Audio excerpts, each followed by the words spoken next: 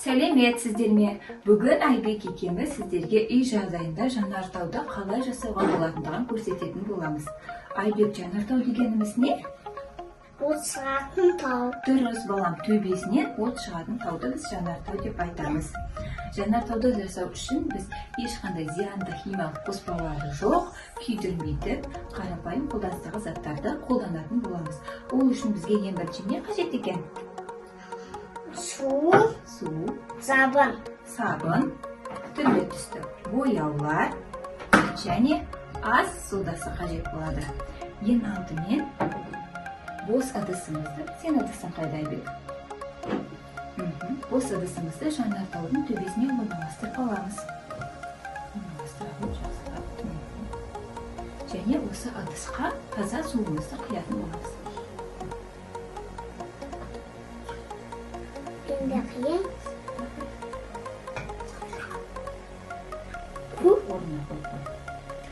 Көп қоя. Көп су құйдық. Келесі кезекте біз суымызды өзімізге қажетті түске бояп аламыз. Мен қызыл түске бояйтын боламын.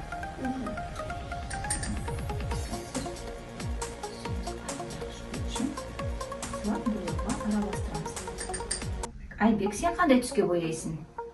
Ол қандай түс? Көк түс. Жақсы, бояй ғой.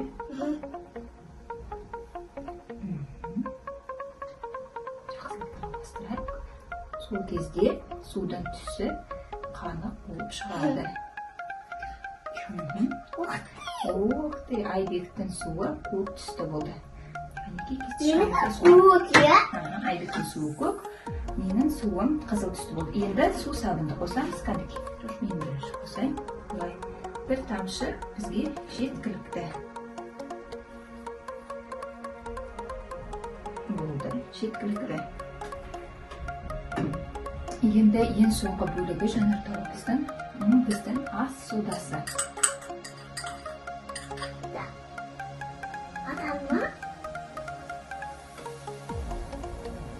Жанартауымыз қалай тасып келеді.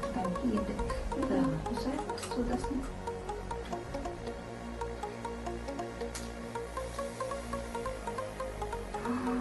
Қара, жанартауымыз қалай тасып жатыр біздің. Біздің ыдысымыз қисық тұрғандықтан кішкене.